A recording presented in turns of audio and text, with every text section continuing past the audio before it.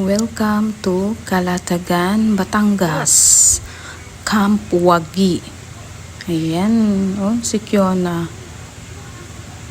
Ligong-ligo na po yan siya. Ayan mo. Bilisan mo, Kiona, kasi mataas na yung araw, oh. Oh, ayan na nga, oh. Oh, ang ganda ng scenery. Oh, you know. Oh, tingnan natin yung araw. Ang ganda. Cottage din. Ayan. Okay.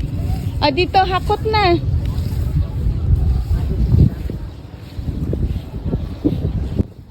Mataas na nga ang araw. Ayan, oh. Hindi namin naabutan yung sunrise niya. So, ayan na po.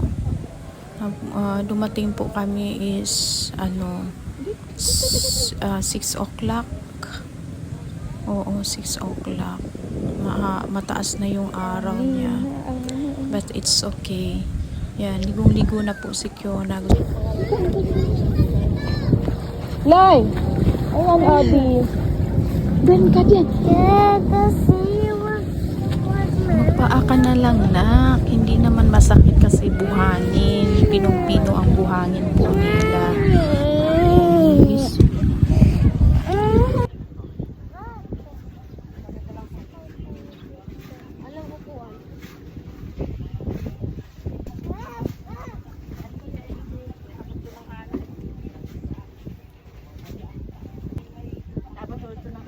Hanggang dito yung dagat dati, hanggang dinig pa.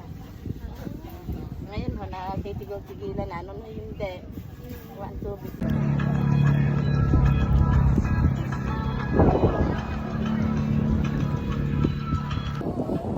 Ang ganda ng background namin. Salamin, salamin, salamin.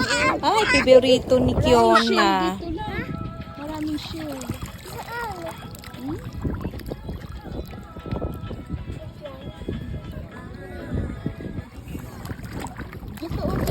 Dito ka dito.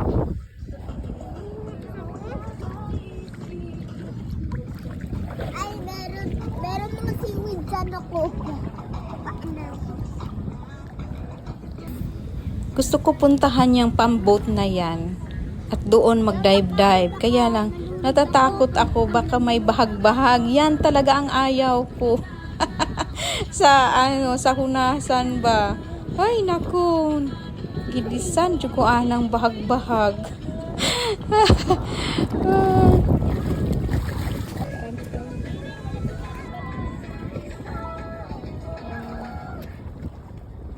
Ayan.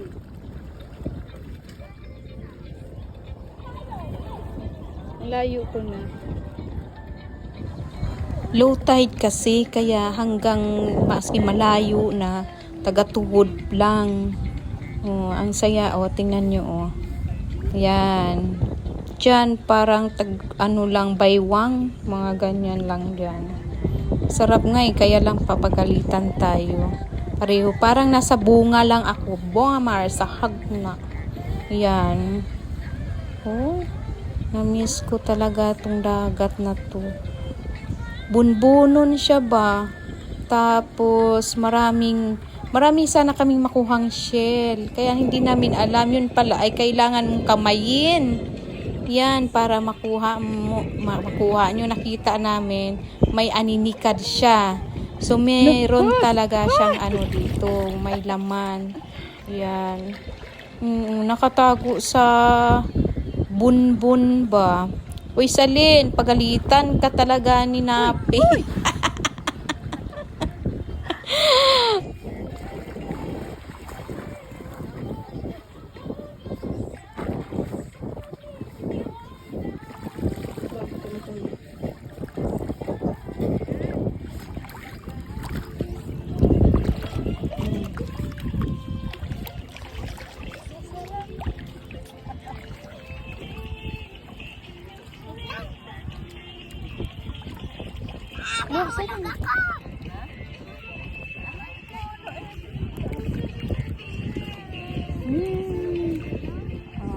Ganyan lang, oh.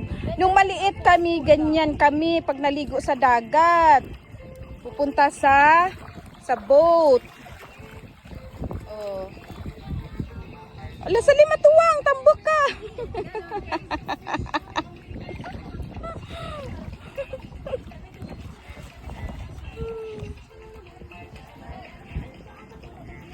Mag-prepare na tayo para sa aming breakfast. Mag-8 o'clock na. Puti naman na ate. Ha? Puti.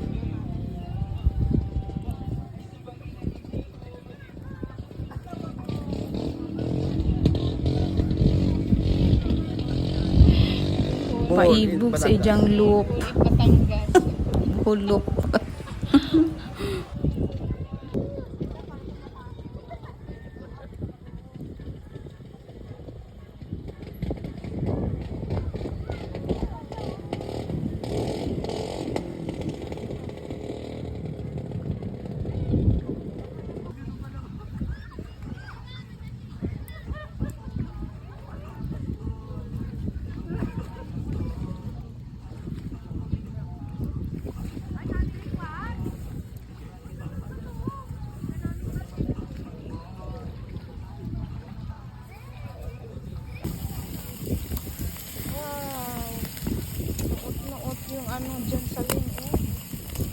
Grabe yung niready ni Salin. 3 days niyang minarinate yung pork na yan.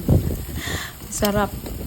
Nanunuot ang sauce niya. Pwede nang walang sausawan.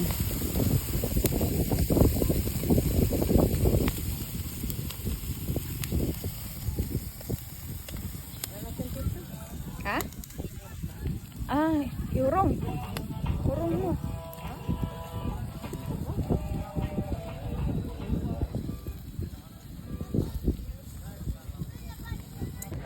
May naglilinis, kinuha nila yung mga plastic na sa dalampasigan. Marami pong mga seaweeds gawa ng para siyang hunasan ba?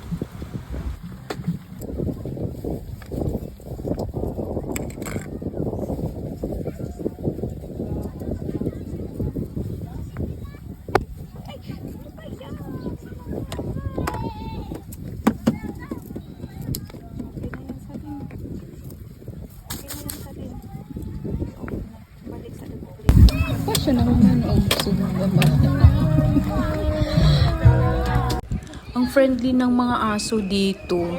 Tingnan mo, nanghihingi siya. Ito, very friendly to siya.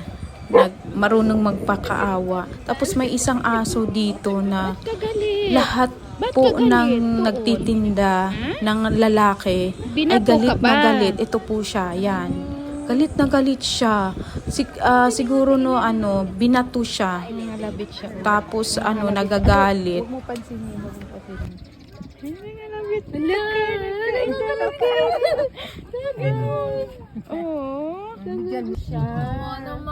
Dami na sa basurahan, no? Napon mo.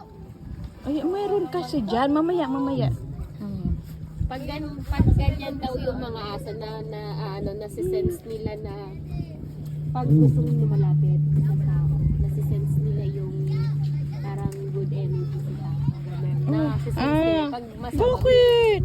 Bakit? Oy, ay kawawa naman. Ano gusto mo, food? Tingnan mo, nangalabit siya, oh. Ilabin mo muna kung wala si Fiona. Ayun o, yung kay ni Fiona. Ilabin mo muna habang wala siya. Tricycle. Tapos nakausap mo mama. Ano sila? Bigyan mo naman, Salin. Oh. Yan mo ta kahit isa. Oh. Mamaya ulit. Ganun kay tita. Wag. Saraw yun ang Ay, dako.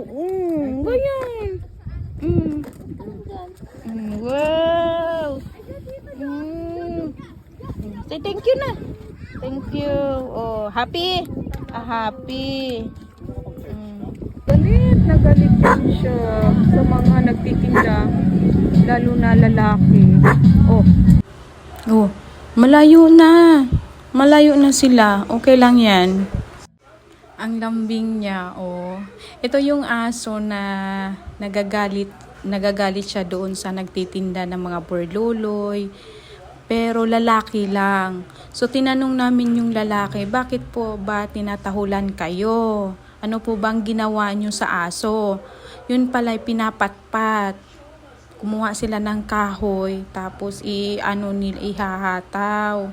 hatawin, tapos or kaya'y binabato. Sabi ko, wag nyo pong ganunin, or bigyan ng pagkain para every time na kayo po ay dadaan dito, magtitinda, para hindi kayo tatahulan. Oh, ayan, oh, lambing niya, oh. Oh, oh, tulog na yan siya. Oh, ang sarap. Ang sarap ng masahe. Ano? Oh. Marami po to sila, mga aso. Hindi mga 4 or 5. Pinakawalan lang. Mababait naman sila eh. Oh, ayan oh. Tulog na siya. Wala na, tulog na.